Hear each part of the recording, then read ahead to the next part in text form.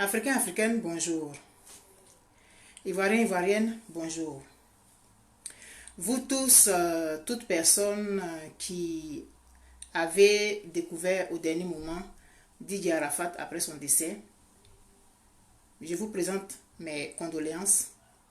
Je présente les condoléances à nous tous, comme disent les Baoulés, et Yako. Et Yako, ça veut dire Yako à nous tous, compassion à nous tous, douleur à nous tous, condoléances à nous tous. Parce que celui qui souhaite les condoléances, il s'inclut dans ceux qui sont affectés par celles-ci. Donc, Yako à nous tous, condoléances à nous tous, compassion à nous tous. Je vous respecte beaucoup. J'ai beaucoup d'affection pour vous. J'ai beaucoup de considération pour vous tous qui me suivez. Alors, je vais vous demander de pardonner ma mine fatiguée parce que j'ai déménagé hier. Je n'ai même pas encore fini de ranger quoi que ce soit. Je me dois d'être toujours correcte face à vous parce que j'ai beaucoup de considération pour vous. Raison pour laquelle je justifie la mine que je peux avoir fatiguée. Avec le décalage horaire, quand les choses se passent en Côte d'Ivoire, c'est toujours après que moi qui suis au Canada, je les découvre. Tellement fatiguée hier avec le déménagement, je me suis réveillée un peu plus tard qu'habituellement. Et je me suis connectée parce que je n'ai pas encore fait le transfert de mon Internet dans mon nouvel appartement. Et c'est avec mon cellulaire, l'Internet de mon cellulaire, que je me suis connectée. Et mon inbox était déjà plein de vidéos et de commentaires. Puis j'ai vu dans le fil d'actualité plusieurs commentaires relatifs à la profanation de la tombe de Didier Arafat. J'ai fait une publication où j'ai dit c'est la suite logique. Généralement, sur Facebook, quand on fait une publication, il y a des gens qui se jettent dessus toujours sans chercher à comprendre. Et j'ai dit que j'allais faire un direct. Et j'allais vous dire pourquoi je pense que c'est une suite logique. Mais n'étant pas quelqu'un de la génération, généralement de ceux qui sont sur Facebook actuellement, je suis pratiquement la maman de plusieurs d'entre vous. Lorsque Didier Arafat est décédé, le jour que j'ai appris son décès, j'ai fait une publication où j'ai dit Roger Fulgence Kassi est décédé à 33 ans. Didier Arafat décède aussi à 33 ans. À chaque génération, son icône. Fulgence Kassi, il était l'icône de ma génération. Il était animateur de télévision, il faisait plein d'émissions. C'était l'icône de ma génération. Didier Arafat, c'est l'icône de la génération de mes enfants. Et j'ai dit que la mort de Didier Arafat me rappelait celle de Fulgence Kassi. Je l'avais dit le 12, je ne sais pas pourquoi. Mais avec les événements d'aujourd'hui, ça me conforte dans ce que j'avais pensé, que c'est le même type de mort. Nous sommes en 1989, le 20 janvier. La nouvelle tombe comme une bombe qui déstabilise tout le monde. À la seule différence avec pour Didier Arafat, c'est que Fulgence Kassi était malade. Donc, on s'attendait plus ou moins à sa mort. Ça n'a pas été brutal ou brusque comme pour Didier Arafat. La nouvelle est tombée comme, je ne sais pas comment vous dire. Vous de cette génération-là, de toute façon, tout le monde a été déstabilisé. C'est comme ça la mort de Fulgence Kassi nous avait déstabilisés à cette époque. Il y a 33 ans de cela. Non, 30 ans. La différence avec le temps de Roger Fulgence Kassi, d'abord, il a eu des funérailles nationales. Ses obsèques ont été suivies à la télévision. Il y a eu des chanteurs qui ont fait des chansons, des tricots, des t-shirts, pratiquement la même chose. Mais ce que les gens de certains de ma génération, dont j'ai vu les publications, ont oublié. Les gens avaient réagi un peu comme ils ont réagi avec pour Didier Arafat aujourd'hui. Je vais vous dire pourquoi. Le jour où on devait transférer le corps de Fulgence Kassi à Kokumbo, le corbillard a été obligé de ne pas passer sur l'itinéraire qui était prévu. Pour ceux de ma génération, fouillez dans votre mémoire et vous allez vous rappeler. En ce moment, moi j'étais étudiante à l'École nationale des arts. J'étais en théâtre. Le corbillard est passé devant l'INA. En ce moment, ça s'appelait l'INA. Après avoir fait escale à la RTI. Le corbillard est passé devant l'INA à une vitesse incroyable. Les gens avaient voulu ouvrir le corbillard. Ceux de ma génération qui ont mon âge, qui sont amis avec moi sur Facebook, venaient démentir ce que je dis. Ce direct va être peut-être long aujourd'hui, plus long que habituellement. Moi, mes directs, j'aime pas qu'il dure, mais ça va peut-être durer. Le corbillard est passé devant l'INA à une vitesse incroyable. Toutes les fleurs qui étaient au-dessus avaient été arrachées par les gens. Parce que Fulgence Kassi, c'était un monument. C'était une idole. Les gens avaient voulu ouvrir le corbillard pour faire sortir le corps, pour voir une dernière fois, avant que le corbillard ne se rende à Kokumbo. La famille et les autorités ont été tellement proactives. Les gens se sont rendus compte que s'ils ne prenaient pas une décision rapide, quelque chose de grave allait se passer. Le corbillard a donc pris le chemin qui n'était pas prévu. Quand il est passé devant l'INA, toutes les fleurs avaient été arrachées. Les gens avaient voulu ouvrir le corbillard de force. Ça s'est fait à Cocody. Où est la différence avec ce qui se passe aujourd'hui? N'ayons pas la mémoire courte. Les choses ne sont pas les mêmes, j'en conviens. Mais ça s'est pratiquement passé de la même façon. Si les parents et les autorités n'avaient pas anticipé, les gens auraient ouvert le corbillard, ils auraient ouvert le corbillard, ils auraient fait sortir le cercueil de Fulgence Kassi sur le goudron devant la RTI. Il a été obligé de changer de chemin. Et il est allé à Kokumbo. C'est pour clore le chapitre Roger Fulgence Kassi, pour dire que l'humanité, elle est la même. Les générations se suivent. Elles sont sensiblement différentes. Mais nous sommes tous des êtres humains. Donc quand on dit aujourd'hui que c'est du jamais vu, c'est pas vrai, c'est pas du jamais vu. C'est arrivé avec Fulgence Kassi. Ça. Les gens ne sont pas allés si loin parce qu'ils ne pouvaient pas aller à Kokumbo. Mais si le corbillard n'avait pas été détourné de son chemin, c'est la même chose qui allait arriver. On ne peut pas contrôler une foule de fanatiques. Je clôt maintenant le chapitre Roger Fulgence Kassi et je clôt la comparaison. Juste pour rappeler à la mémoire collective que c'est quelque chose qui est déjà arrivé. Arrêtez de dire que c'est du jamais vu en Côte d'Ivoire. Non, ça a failli arriver. Le 28 janvier 1989, ça a failli arriver avec la dépouille de Roger Fulgence Kassi. À cette époque, il n'y avait pas Facebook. Mais aujourd'hui, il y a Facebook. Les informations vont donc à la vitesse de la lumière. Plus vite. Je clôt le chapitre Roger Fulgence Kassi. J'espère que vous avez bien compris le parallèle que je fais entre les deux événements et deux mots que j'ai utilisés. La proactivité de la famille et des autorités.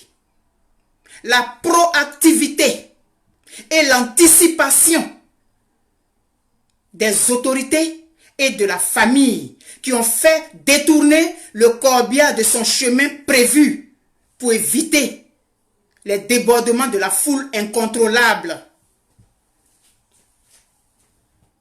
Aujourd'hui, nous avons Facebook. Les informations vont aussi vite que la vitesse de la lumière. Ça va plus vite même que le son. Quelque chose qui se passe à Hong Kong, à la minute, à la seconde, à la tierce près, on voit ça en Espagne. Donc ça va vite.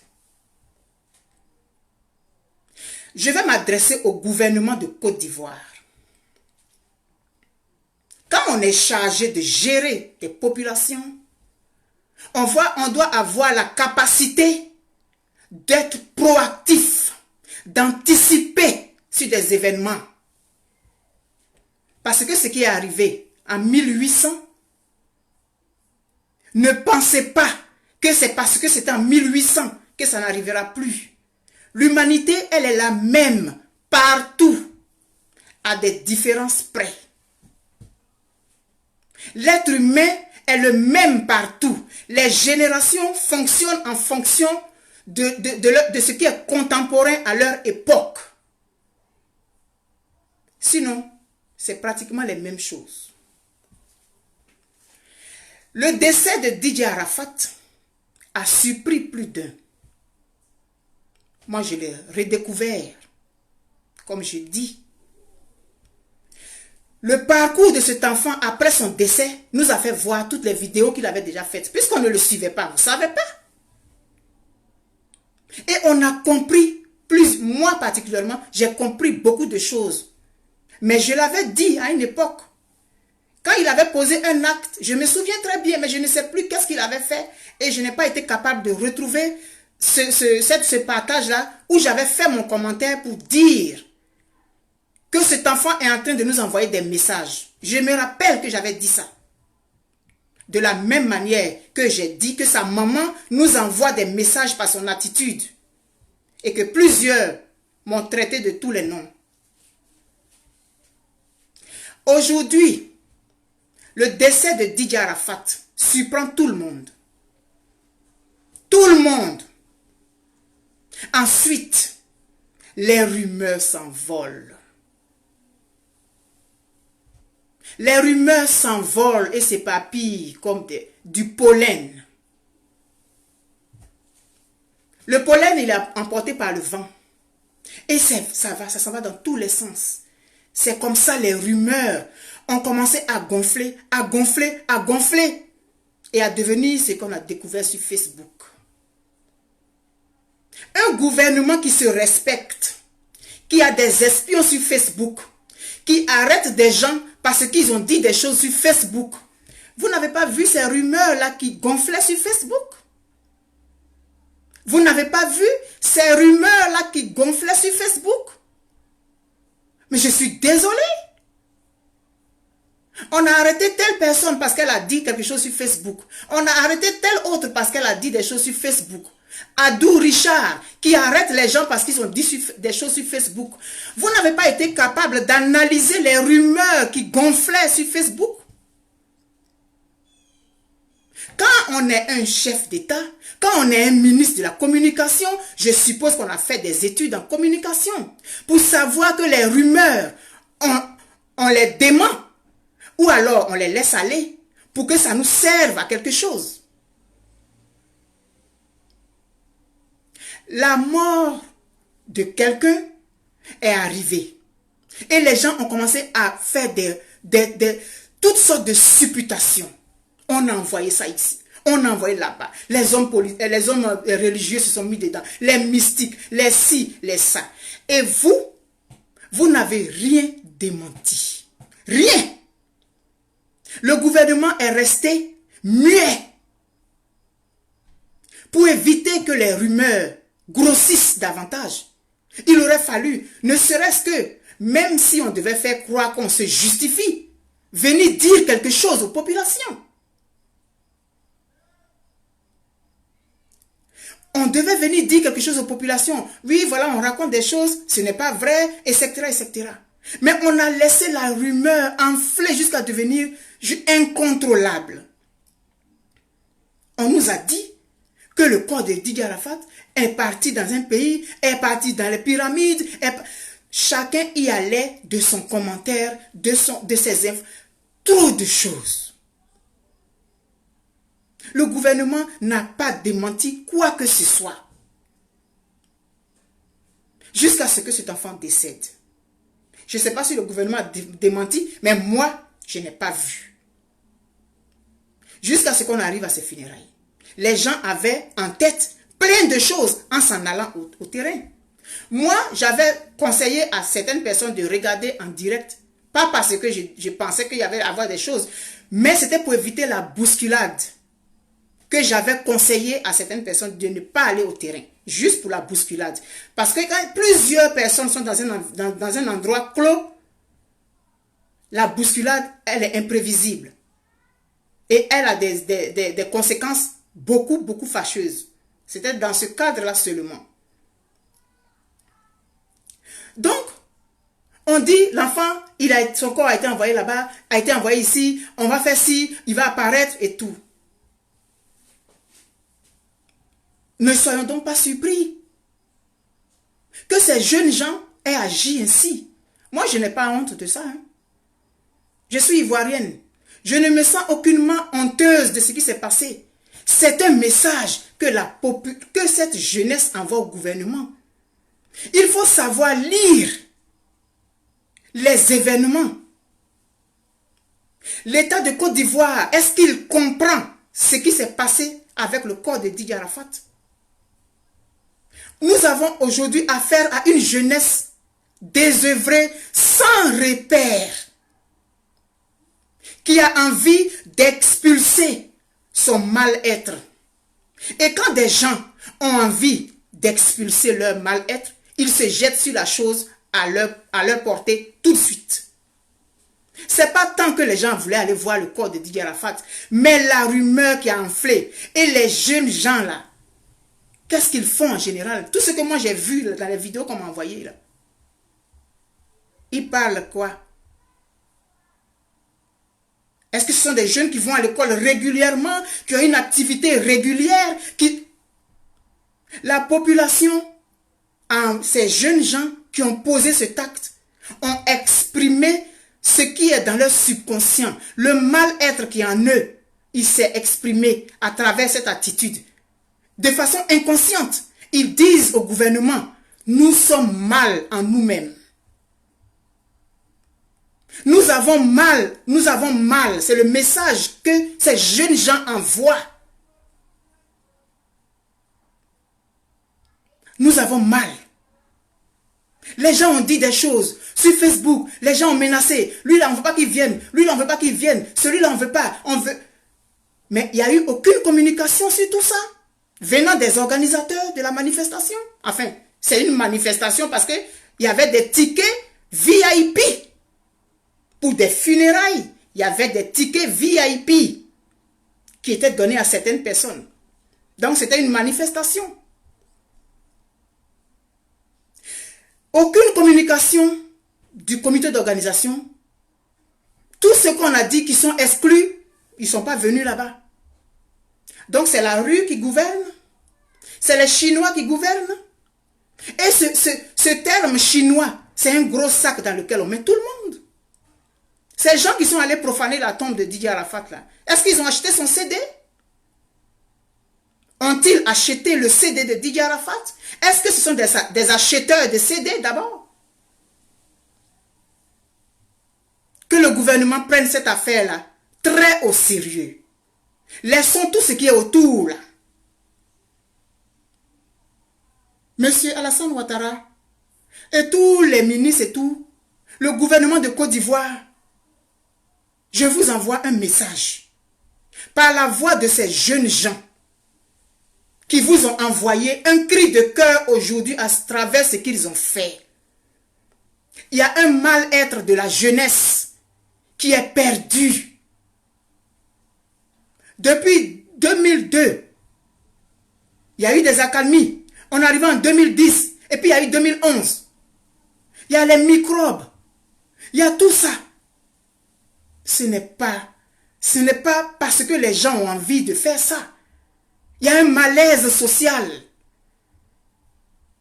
Et c'est ça qui a conduit à ça. La mauvaise gestion de la rumeur qui n'a pas été démentie. Les gens disent qu'ils veulent voir le corps. Maintenant, on raconte que c'était pas lui. C'est une poupée. Ceci, cela. Moi, j'ai regardé les vidéos qu'on m'a envoyées. J'ai regardé, j'ai vu un détail dont je ne parlerai pas.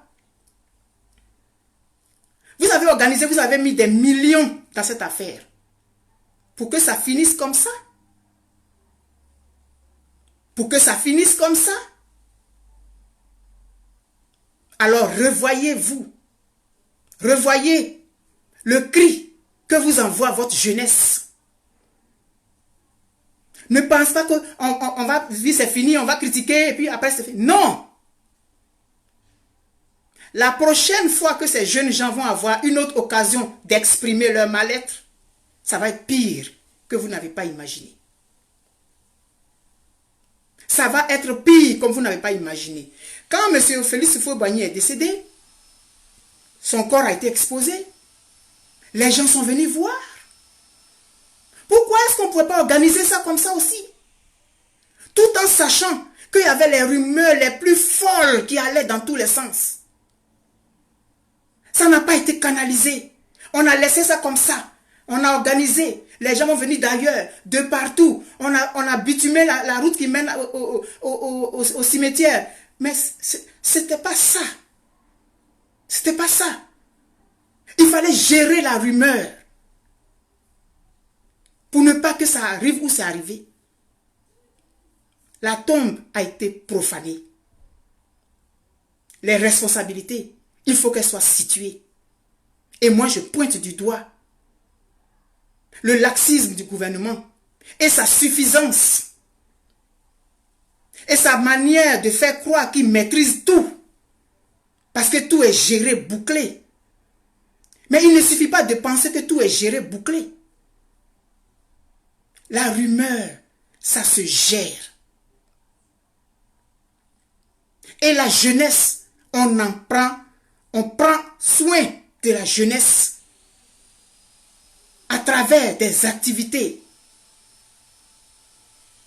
Regardez aujourd'hui où se trouve cette jeunesse qui est obligée de faire ce type de choses. Et après, il semble qu'il y a eu des tirs, il y a eu des morts. Est-ce qu'on avait besoin d'arriver là? Si en amont on avait géré la rumeur, si on avait permis aux gens de voir leur idole avant l'enterrement. Mais non, on a fait comme on a prévu, c'est nous qui décidons, on maîtrise tout, c'est géré, bouclé. On a injecté des millions, alors tout va se faire comme il faut. On a pris 6500 forces de l'ordre qui vont tout canaliser. Mais quand tu fais un devoir de français, l'introduction et la conclusion sont les parties les plus importantes du travail. Dans une dissertation, l'introduction et la conclusion sont les plus importantes. L'introduction était déjà faussée parce que les rumeurs qui avaient entouré ce décès-là, il y avait déjà quelque chose qui clochait. Le développement, forcément, ça va. Et la conclusion est la suite logique de l'introduction. Voilà.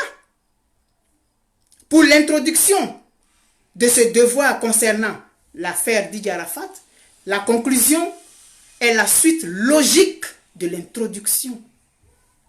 Simple. Alors, c'est ce que j'avais à dire. Il faut que le gouvernement se penche sur ça. Ce n'est pas une question de, oui, tu mêles la politique. Ce n'est pas une question de mêler la politique à quoi que ce soit. Il faut qu'on apprenne à être objectif. Et moi, depuis un moment, je fais l'effort d'être objective. Parce que la population de Côte d'Ivoire est ma population. Faisons un effort pour nous départir des jugements hâtifs. On parle de la jeunesse de Côte d'Ivoire. Tous les enfants qui étaient là-bas, là, il y avait toutes sortes d'ethnies dedans. Il y avait toutes sortes, les parents sont EDPCI, RDR, FPI, tout ce que vous voulez. Ou des petits-enfants c'est la jeunesse ivoirienne qui n'a plus de repères aujourd'hui, qui est perdue et qui a envoyé un message très précis à son gouvernement. Nous sommes mal dans notre peau. C'est ça. La conclusion, l'introduction a été mal faite. La conclusion, forcément, allait être mal faite. Le développement n'a été que la courroie de transmission entre l'introduction et la conclusion. L'introduction, là, c'est sa conclusion qui est là. Et c'est la suite logique. Alors que le gouvernement se penche dessus. Et qu'on arrête de mettre les enfants, de les insulter, de dire que c'est les Chinois, ils sont ceci, ils sont cela. Ce n'est pas une question de Chinois qui est ceci ou cela. Pourquoi les jeunes gens se sont attachés à Didier Arafat? Parce que Didier Arafat véhiculait des choses dans lesquelles il se retrouvait. Didier Arafat se retrouvait disait des choses dans lesquelles ils se reconnaissaient en Didier Arafat. Mais qu'on dise que ce n'était pas un monument, ce n'était pas une légende, c'était un ceci, cela, je suis désolé. Il est de leur génération. Alors le gouvernement, s'il vous plaît, penchez-vous sur ça. Vous avez les moyens de mettre des millions dans des funérailles. Allez trouver des gens dans le monde entier, des spécialistes qui vont venir prendre en charge votre jeunesse. Parce que votre jeunesse a un mal-être. Il y a un malaise social dans lequel les gens sont. C'est ça qui crée ça. Mais une tombe un corps qu'on veut voir là, c'est arrivé, ça a failli arriver avec Roger Fulgence-Kassi. Mais les gens avaient anticipé. Le gouvernement n'a pas pu anticiper si ce qui allait arriver parce que la jeunesse, c'est des Chinois. Mais non. Ce sont des futurs adultes. Ce sont de futurs adultes. Avec quel bagage ils vont grandir? Avec quel bagage ils vont avoir des familles sous leur responsabilité? Le gouvernement vous envoie, les jeunes vous ont envoyé un message. Écoutez ce message. Le message est clair. Ces jeunes gens n'ont plus de repères. Ils sont frustrés. Ils n'ont pas de travail. Avec tout ce qu'on sait dans le pays, le népotisme et tout ça, ces jeunes gens sont frustrés. Ils sont blessés dans l'âme. Ils ne savent pas de quoi demain leur demain sera fait. Ils s'accrochent donc au premier roseau qui se présente à eux. Quand une personne est en train de se noyer, elle ne cherche pas un arbre. Elle s'accroche à tout ce qui est à sa portée, même si c'est un roseau. Ces jeunes gens se sont accrochés à Didier Arafat parce qu'il était celui qui véhiculait leur inspiration. Et les rumeurs les plus folles ont couru. Le gouvernement n'a pas pensé à démentir ces rumeurs, à donner des informations, aucune information. Le silence total. Jusqu'à ce jour. Eh bien, c'est le résultat. Il faut tirer les conséquences. Et pensons à nos enfants. Pensons à ces jeunes gens-là qui sont les adultes de demain. Il ne suffit pas de les mettre dans un gros sac et puis leur jeter la pierre et puis dire oui, c'est les Chinois, ils sont ci et puis ça. Les enfants sont mal, ils sont mal dans la tête. Il y a un mal-être social, il y a un malaise social. Ces enfants ont crié leur ras-le-bol de la société dans laquelle ils vivent. Ils sont jetés sur la première chose où ils pouvaient s'exprimer. Et c'est ce qu'ils ont fait. Alors je vous souhaite une très bonne journée. Je vous aime très fort. Et puis, le jour que nous allons faire l'effort d'être très courtois, aujourd'hui je n'ai répondu à aucun commentaire. En tout cas, je vous remercie. Vous qui chaque fois me dites ne pas répondre. J'ai vu beaucoup de choses passer, mais je n'ai pas répondu. Et je suis très contente.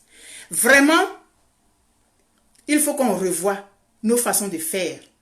Il faut qu'on arrête cette suffisance de croire qu'on maîtrise tout. Votre population, vos jeunes gens, vous ont envoyé un message. Écoutez-le. La prochaine fois qu'ils vont avoir l'occasion d'exprimer leur mal-être, ça va être pire. Alors, je vous souhaite une très bonne journée. Gros bisous à vous. Et puis, une foule est difficilement incontrôlable. Une foule qui ne sait pas où elle va est difficilement incontrôlable. Une foule dans laquelle 90% sont des personnes qui sont mal, mentalement, mal dans la tête. C'est difficile de la contrôler. Alors, on prend ce que j'ai dit comme du folklore ou bien on écoute, mais je pense qu'on a beaucoup à gagner à revoir la façon dont nous comportons avec nos populations, que nous mettons dans l'ignorance complète, qu'on leur balance des choses et puis c'est tout là. Il faut qu'on revoie ça. Je vous souhaite une très bonne journée. Je vous aime très fort et puis gros bisous à vous. Bye bye, à la prochaine.